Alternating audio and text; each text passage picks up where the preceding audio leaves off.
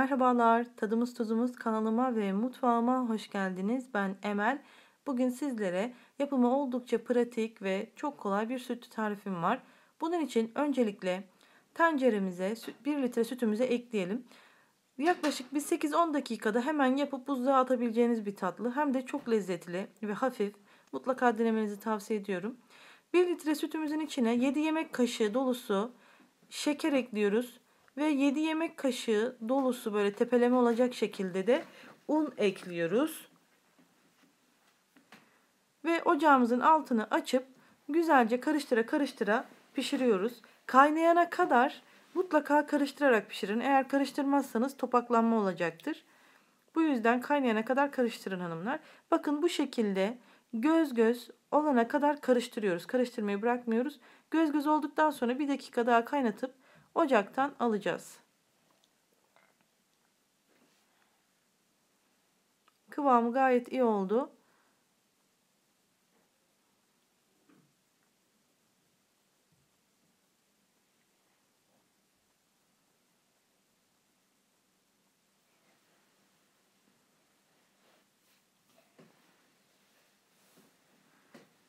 Ben bunu şimdi bu kremamı zenginleştireceğim.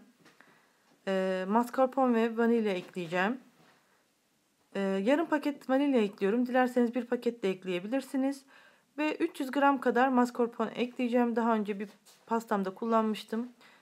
Paketin yarısını da şimdi bu pastam için kullanacağım.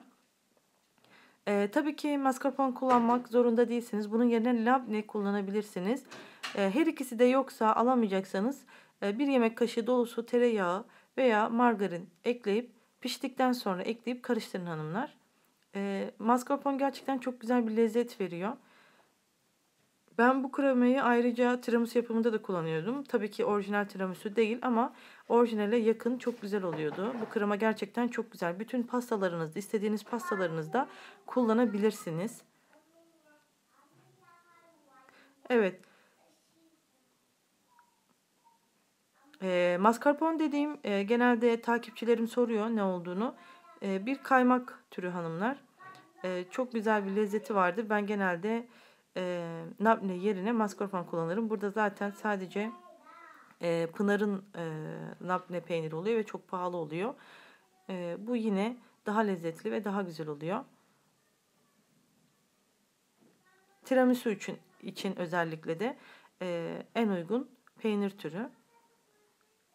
Evet, güzelce peynirimi, kremamı yediriyorum. Herkesin evinde bulunan bu dikdörtgen büyük borcamı hanımlar öncelikle bir su ile geçirin ve suyunu tamamen süzün. Kremanın yarısını borcama dökün ve güzelce yayın. Yarısını alt tabanına döküyoruz.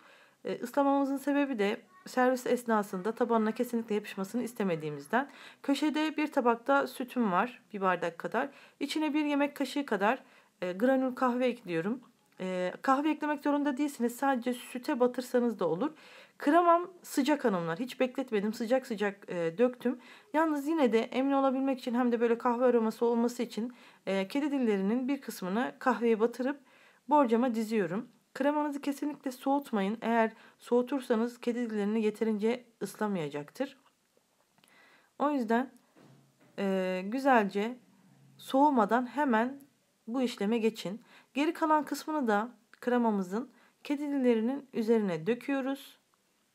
Tamamen.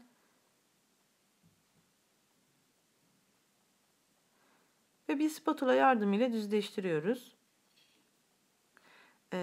Bir tarifimde mikrodalgada yoğurt tarifimde Petropavlovsky süt kullanmıştım. Rus ürünüdür ama Kazakistan'da da var. İşte bu Rus malıdır, bu kopya falan gibisinden işte hani videonun bana ait olmadığını iddia ediyordu. Bu hanımefendi izliyorsa şimdi bakın bu da BİM'den alınan çikolata sosu. Yani her şey mümkün. Kazakistan'dayım ve Rus ürünü süt kullanıyorum ve Türkiye'den gelen çikolata sosumu kullanıyorum. Çikolata sosum BİM'de satılan hazır çikolata sosu. Arkasındaki tarife göre yaptım. 2,5 su bardağı süt. Soğuk sütü ekliyorum ve kaynayana kadar karıştırıyorum. Ben bu çikolata sosundan çok memnunum. Her zaman bunu kullanıyorum. Yapacağım zaman böyle hazır pastalarda. Kaynadıktan sonra ocaktan hemen alabilirsiniz. İlk sıcaklığı geçtikten sonra çikolata sosunun pastamın üzerine döküyorum. Güzelce döküyorum. Ve artık pastamızın sonuna geldik. O kadar kolay ki herkes yapabilir. İlkokuldaki öğrenciler, üniversitede bulunan öğrenciler. Yani çok hazır kedi dili kullanıyoruz. Uğraştırmayacak ve tencerede hemen bir sos yapıp döküyoruz.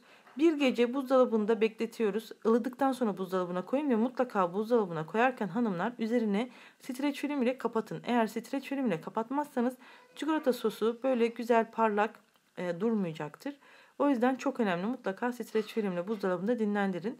Bir gün dinlenirse harika olur. Ama sabahtan yapıp akşamda tüketebilirsiniz tabii ki.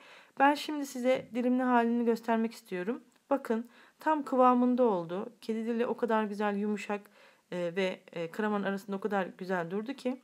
Hem çikolata sosu hem kreması hem kedi dili. Yani gerçekten bu kadar lezzetli olabilirdi. Mutlaka denemenizi tavsiye ediyorum. Videomu beğendiyseniz videomu beğenmeyi unutmayın hanımefendiler. Ve tabii ki kanalıma abone olun. Abone olduğunuzda paylaştığım yeni tariflerim ilk size bildirim olarak gelecektir. Yapanlara yiyenlere şimdiden afiyet olsun. Hoşça kalın hanımlar.